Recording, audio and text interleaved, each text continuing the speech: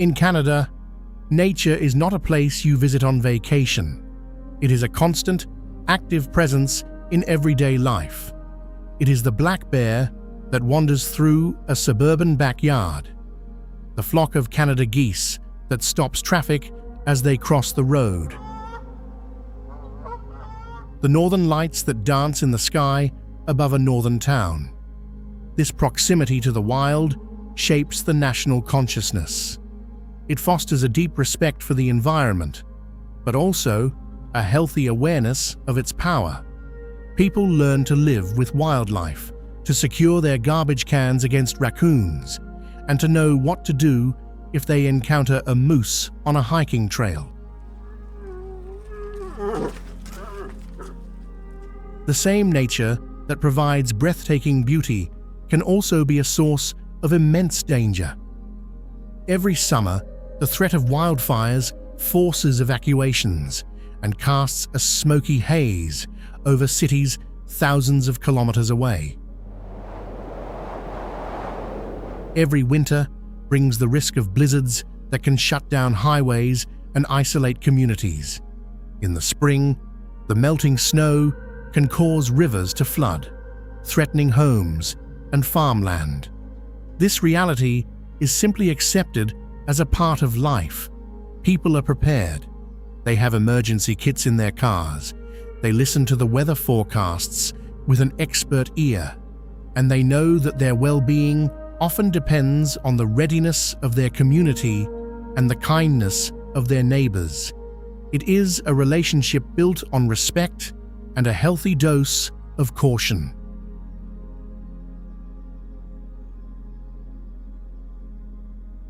The first thing that strikes you about life in Canada is not the cold, but the chorus of voices. In a single city block, you can hear a dozen different languages, a testament to a national identity built on the idea that a person's heritage is not something to be left behind, but something to be shared. Life here is a constant, gentle negotiation of cultures. A child might learn English at school, speak French with their grandparents, and share a meal from their parents' homeland at the dinner table. This isn't a melting pot where differences dissolve, but a mosaic where each piece retains its unique color and shape, contributing to a larger, more complex picture. In neighborhoods across the country, the festivals of Diwali, Chinese New Year, and Caribbean carnivals are celebrated with the same community spirit as Christmas or Canada Day, their sounds and smells becoming part of the shared Canadian experience. This cultural mosaic is not just a feature of the big cities. It is woven into the national fabric. It creates a unique social atmosphere, a polite, reserved curiosity. Strangers often make eye contact and nod. A sorry is offered for the smallest inconvenience, not always as an apology, but as a simple acknowledgement of shared space, a verbal cushion to soften the small frictions of daily life. It's a quiet understanding that everyone has come from somewhere, and everyone is trying to build a life together. This politeness can sometimes be mistaken for aloofness by outsiders, but it is more often a reflection of a deep-seated respect for personal space and a desire for social harmony. It is the social glue in a country of vast distances, a way of ensuring that interactions, however brief, are smooth and considerate. Life is lived with a deep appreciation for the seasons. Canadians seem to have two distinct personalities, one for winter and one for summer. The long, cold months foster a sense of coziness and community, a turning inward towards home, family, and indoor gatherings.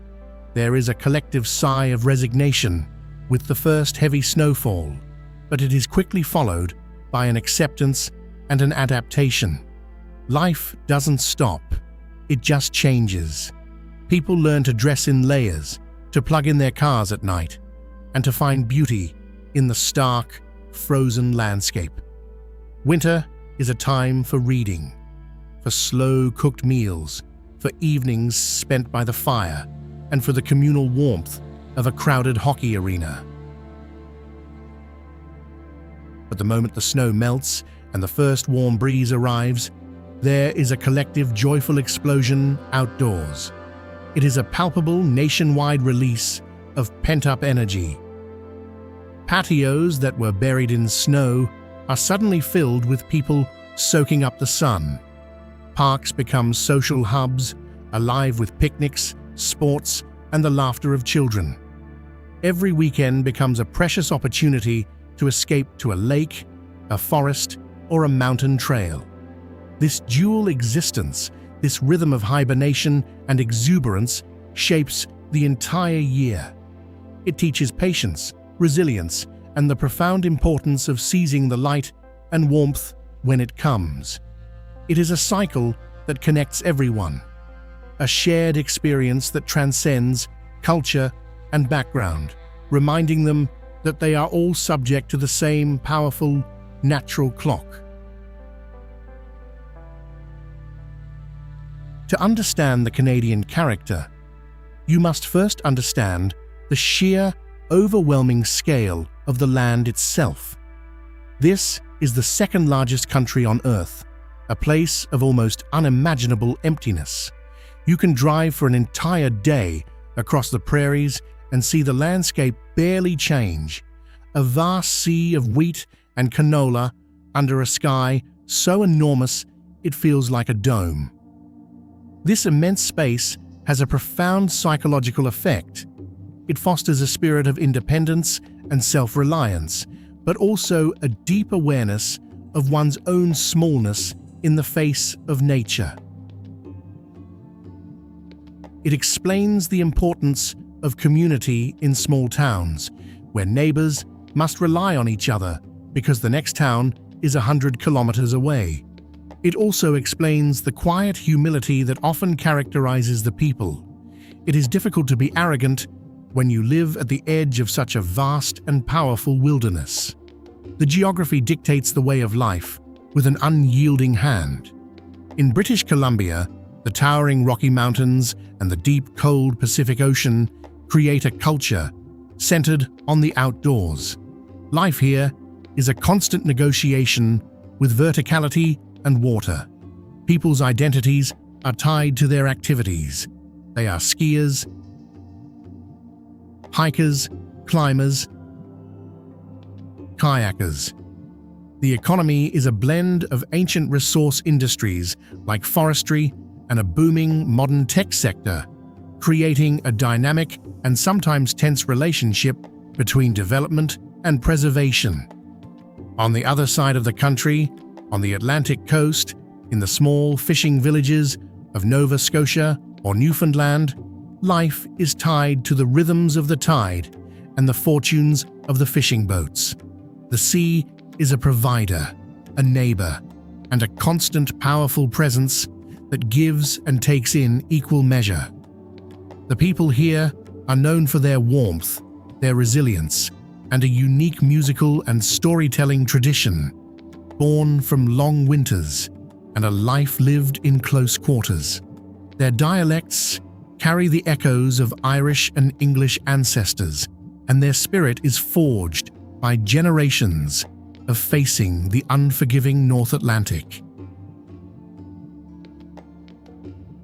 And then there is the North, a vast remote territory covering nearly 40% of the country's landmass, but home to less than 1% of its population. Here, in communities scattered across the tundra and boreal forest, the long dark winters and the midnight sun of summer create a unique relationship with time and distance. Survival depends on ancient knowledge, passed down through generations of indigenous peoples who have thrived here for millennia. It is a life governed by the migration of caribou, the thickness of the ice, and a profound respect for a land that is both breathtakingly beautiful and unforgivingly harsh. The climate is the invisible force that governs everything. It determines the building codes that specify how much snow a roof must be able to hold, the municipal budgets dedicated to snow removal, and the very design of the homes. Life is the way it is here because the land has willed it so. The Canadian day begins with a quiet acknowledgement of the weather. The first glance is always out the window. Is it snowing? Is the sun shining? Is there a thick fog rolling in off the ocean? That simple observation will determine the next hour of preparation, from the number of layers to be worn to the extra time needed for the commute. For children, the school day is a constant negotiation with the elements. They learn from a young age the ritual of putting on a snowsuit, the joy of a snow day when a blizzard shuts everything down, and the communal effort of helping a friend who has fallen in the snow. For adults, the morning commute is a shared experience of quiet endurance. Whether it's on a crowded streetcar in Toronto, a sleek sky train in Vancouver, or in the solitary warmth of a car navigating icy roads, there is a sense of collective movement. The coffee shop is a national institution, a brief, warm sanctuary before the workday begins. It is a place of simple, democratic ritual, where a prime minister could be standing in line behind a plumber and no one would think it unusual. It is a moment of quiet reflection before the day's demands take over. The workplace often reflects a national emphasis on balance. While the work is taken seriously, there is an underlying understanding that life exists outside the office. Lunch breaks are generally taken away from the desk. Conversations stray to weekend plans, and leaving on time to pick up children from daycare is respected and understood. In the government offices of Ottawa, there is a quiet formality, while in the tech startups of Waterloo or Vancouver, the atmosphere is more casual and collaborative. But in both, there is a shared sense of purpose, a belief in doing a job well, but not at the expense of one's life. In smaller towns, the rhythm is different. The lunch hour might mean going home for a meal. The end of the workday is marked not by rush hour traffic, but by the sound of the local hockey arena's siren calling teams to practice. The evening draws inward, back to the home. Family dinner is a cornerstone of daily life. It is a time to reconnect, to share stories from the day, to debate and to laugh. The meal itself tells a story of modern Canada, perhaps a pasta dish made with a sauce recipe from an Italian grandmother, served alongside a salad with ingredients from a local farmer's market. After dinner, the evening is for homework, for quiet hobbies, for music lessons or sports practices, or for gathering to watch a hockey game, the national pastime that unites the country from coast to coast in a shared passion of hope and frustration. As darkness falls, a deep quiet settles, especially in the suburbs and rural areas. The day ends as it began, with a sense of peace, order, and the comforting security of home. You cannot speak of life in Canada without speaking of hockey. It is more than a sport. It is a language, a tradition, woven into the fabric of winter. It is played on frozen ponds, in state-of-the-art arenas, and on neighborhood streets with booths for goalposts. It is the early morning practices in a cold arena, the road trips to tournaments in a neighboring town, and the shared passion that can make strangers feel like family. It is the ritual of Hockey Night in Canada, a Saturday night institution that has been a constant in people's lives for generations, a familiar voice that connects the country from the Pacific to the Atlantic. To understand Canada, you must understand the simple, profound joy of a perfectly executed pass on a cold winter's night. The changing of the seasons brings its own rituals. The spring thaw signals the start of maple syrup season, a tradition that is both an industry and a celebration, particularly in Quebec and Ontario. Families gather at sugar shacks to eat pancakes drenched in fresh syrup and to taste maple taffy rolled in the snow, a sweet reward for enduring the long winter. Summer is a time for the cottage, a small cabin by a lake that is a cherished escape for many families. The long weekend in May is the unofficial start of summer, a time for opening up the cottage, planting gardens, and the first barbecue of the season.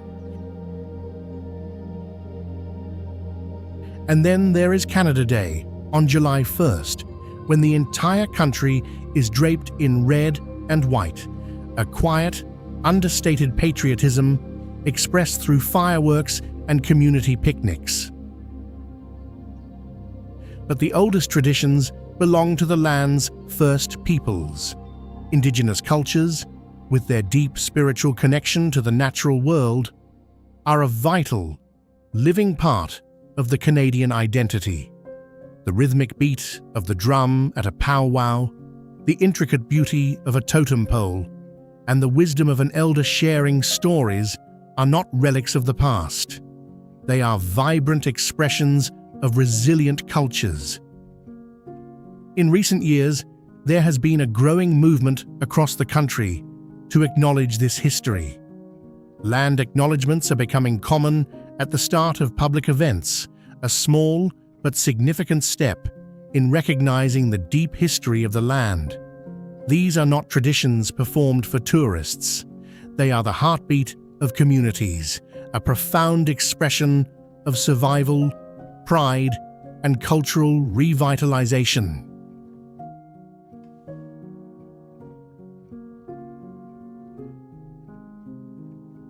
The story of Canada is a tale of many different worlds existing at once.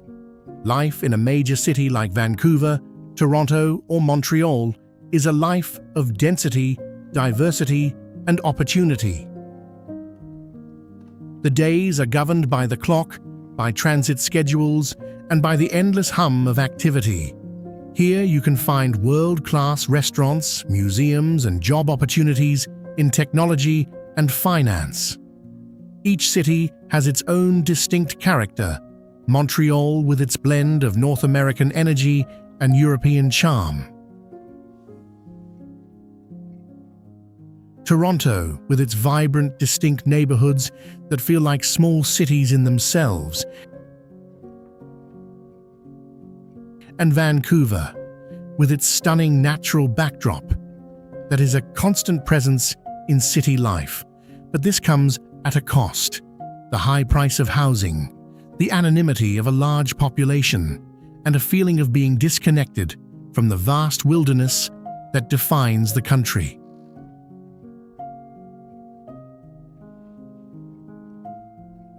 A few hours' drive away, life moves to a completely different rhythm.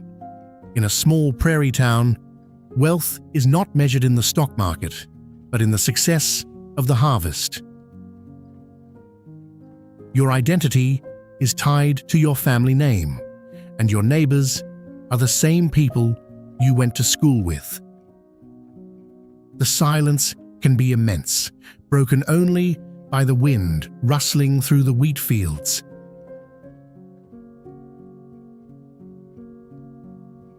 The local coffee shop is the social hub, the place where news is shared and deals are made.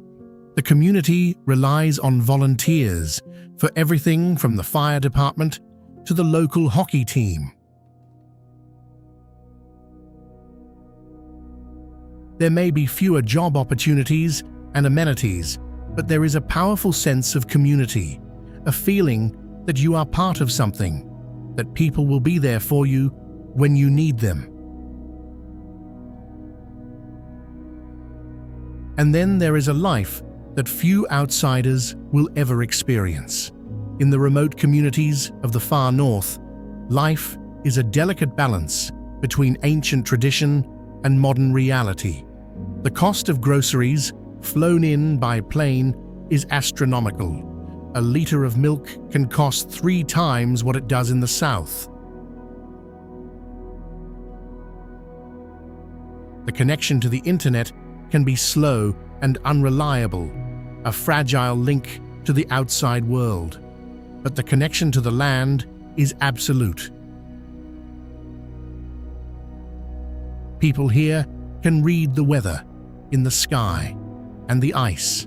They hunt and fish for their food, not for sport, but for survival. It is a life of profound hardship and profound beauty, a testament to the resilience of the human spirit in one of the world's most extreme environments, where community is not just a comfort, but a necessity for survival. For generations, the Canadian economy was built on the bounty of the land. Forestry, mining, fishing, and agriculture were the engines of prosperity. Entire towns are built around a single resource, their fortunes rising and falling with the global price of oil, lumber, or wheat. This work is physically demanding, often dangerous, and takes people to some of the most remote corners of the country. It creates a boom and bust cycle that shapes the lives of families, bringing periods of great prosperity followed by times of uncertainty and hardship. But today, a different economy is taking hold. The majority of Canadians work in the service sector, in healthcare, technology, education, and finance. The work has moved from the forest and the field to the office tower and the hospital. This has created a concentration of wealth and opportunity in the cities, drawing people from across the country and the world. A significant portion of the workforce is also employed in the public sector, in stable, secure jobs that provide a backbone for the middle class. This prosperity, however, comes with a significant challenge: the cost of living. In cities like Toronto and Vancouver, the dream of owning a single-family home is now out of reach for many. The monthly budget is a constant balancing act. A large portion of a family's income goes towards housing, whether it's a mortgage or rent. Then there are the costs of transportation, utilities, and food, which can be surprisingly expensive, especially in the winter.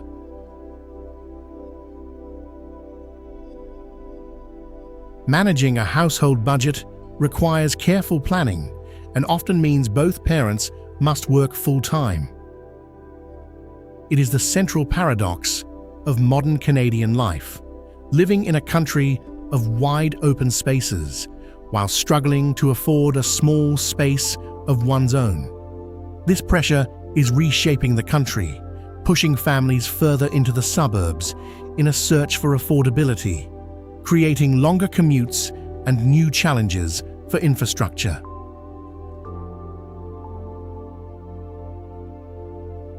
In Canada, nature is not a place you visit on vacation. It is a constant, active presence in everyday life.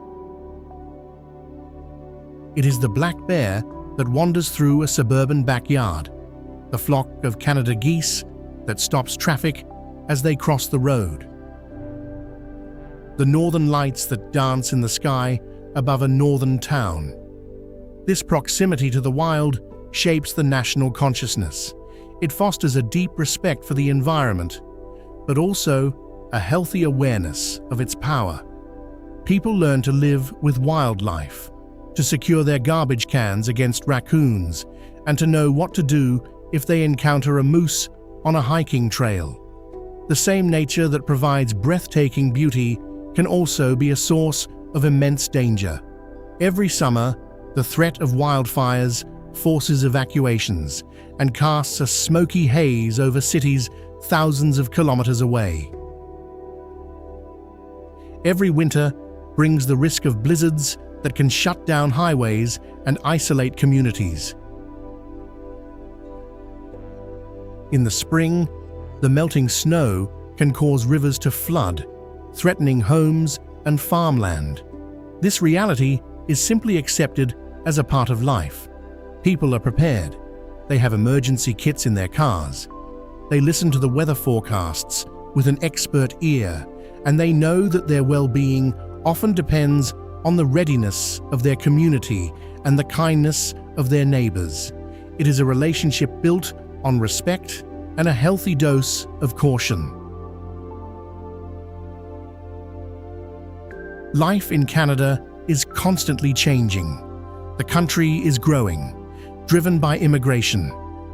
Newcomers arrive with dreams of safety, opportunity, and a better future for their children. They bring new energy, new ideas, and new cultures that enrich the national mosaic. But this growth also brings pressure. The healthcare system, a source of immense national pride for its universal access, is strained by long wait times for specialists and crowded emergency rooms. Classrooms are becoming more diverse, which is a great strength, but also a challenge for schools with limited resources, and the demand for affordable housing continues to grow, creating a crisis in the major cities. For the younger generation, the future holds both promise and uncertainty.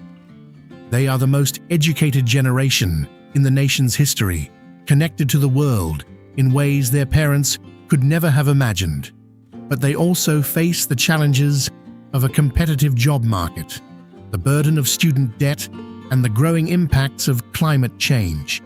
They are caught between a love for their country's natural beauty and the reality that this beauty is fragile and under threat from wildfires, melting glaciers, and changing ecosystems. There is a growing sense of urgency, a feeling that the way of life they inherited cannot be taken for granted, and a desire to build a more sustainable and equitable future. With all the challenges, the harsh winters, the vast distances, the high cost of living, the question remains, why do people stay? Why do millions of people born here or having chosen to come here proudly call this demanding, beautiful country home? The answer is not found in a single grand statement, but in a collection of small, quiet truths. It is the feeling of safety when walking down the street at night. It is the knowledge that if you get sick, you will be cared for, regardless of your income. It is the freedom to be who you are, to love who you love, and to speak your mind without fear. It is the quiet patriotism, not of loud declarations, but of a shared belief in decency, fairness, and looking out for one another. To live in Canada is to be part of a quiet, ongoing experiment in community, tolerance, and resilience. It is to understand that wealth is not just what you have in the bank, but the peace that comes from the immense silence of the wilderness, the comfort of a diverse and welcoming community, and the unbreakable bond of family. People stay because this is more than just a place on a map. It is the land that holds their past and the place where they are building their future. It is the source of their strength, their identity, and their unshakable hope. In a world of noise and uncertainty, the heart of Canada remains a place of profound stillness, a quiet, dignified testament to the idea that a meaningful life can be built from the simplest, most essential things, from the land, from the seasons, and from each other.